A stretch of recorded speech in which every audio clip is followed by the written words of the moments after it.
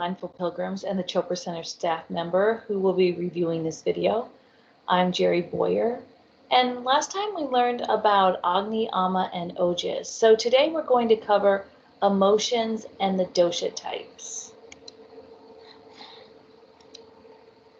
So Agni, as we talked about before, is the foundation of good health, but Ayurveda recognizes that emotional well-being is one of the fundamental pillars of health. And emotional well-being and physical health are virtually inseparable. So the last time when we talked about Agni, we looked at this hamster wheel of bad health, where you have a weak Agni, then you develop Ama from the physical things that you eat. But because emotional health and physical health is virtually inseparable, when you have weak Agni, you also have a problem with metabolizing your emotions or your stored emotions, or really even you struggle with metabolizing the sensory experiences all around you. And unmetabolized anything is bad for us.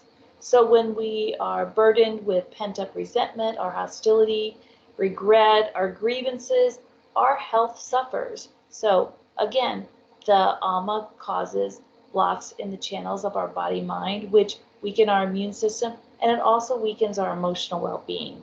So you can see that all of this is tied together.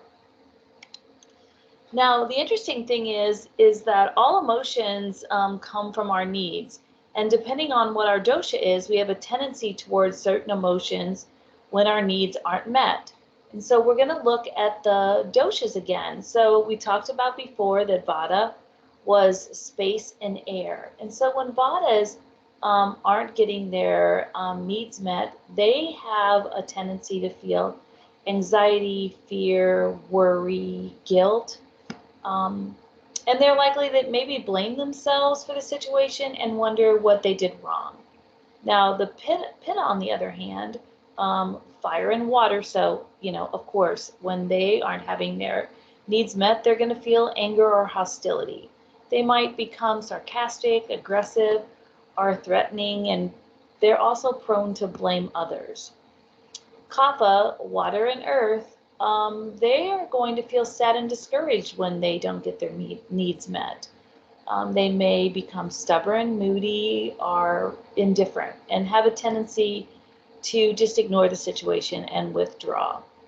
Now remember that we all have these doshas, so we can feel any of these emotions, but really knowing which emotions have a tendency to be present in a certain dosha, it gives us greater awareness and understanding of ourselves and others around us. I think it's so helpful. It's freeing, anyway, to me, to know that I have a Pitta mind, and so when I'm feeling angry, it's not that I'm wrong or I'm bad. It's just my Pitta mind reacting to unmet needs. And what's really freeing is if we can be the observer and we can recognize from emotion that we've got unmet needs. So instead of dwelling on the emotions, we can fulfill our own needs. We can say, I'm feeling a certain way, I must have unmet needs, and then figure out what that unmet need is.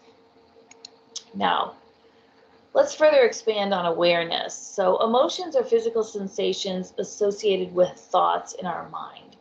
They're essentially their mind-body experiences. So how we identify ourselves sets our boundaries. So a lot of us might identify ourselves with our physical body. Some of us may identify ourselves with our job or our position, and then others might identify ourselves based on beliefs, religious beliefs, political beliefs, or even if the coronavirus is real or not. Just like these physical boundaries of our skin, when something crosses that boundary, there is a sensation or a feeling, right? So when someone crosses the boundary of what we believe to be our identity, whether the way we look, our job, or our beliefs, the sensation we feel is emotion. At the most fundamental level, we have the capacity for only two basic emotional experiences, comfort and discomfort. Okay, so comfort is pleasure, happiness, love, relief, and discomfort is pain, sadness, fear, and distress. So just as when we touch our physical skin, the nerve fibers send messages of comfort, like a loving caress, or discomfort if we like step on a Lego. The same is true if someone crosses our emotional boundary. You receive signals of comfort if someone gives you a compliment, let's say, or discomfort if they criticize you. Every decision we make is based upon generating more comfort or at least less discomfort. So, what determines whether you interpret an experience as comfort or uncomfortable? So what determines whether you interpret an experience as a comfortable experience or uncomfortable experience? Well, first of all, it's our past experience with that. A lot of times we just stick with that. You know, I have a bad experience of this, so I'm not going to do it again. But just want you to know that the past experience is not really the whole story. That if we look to the present and we remember again that all emotions are derived from our needs, then we can ask ourselves, okay, this is my past experience, but what's the need that's not being met by this emotion? What was maybe that past need that wasn't being met? Is it the same need that I have now? So if we can determine that, then we can figure out what the need is, and we can again get that need met by ourselves or asking others to help us meet that need.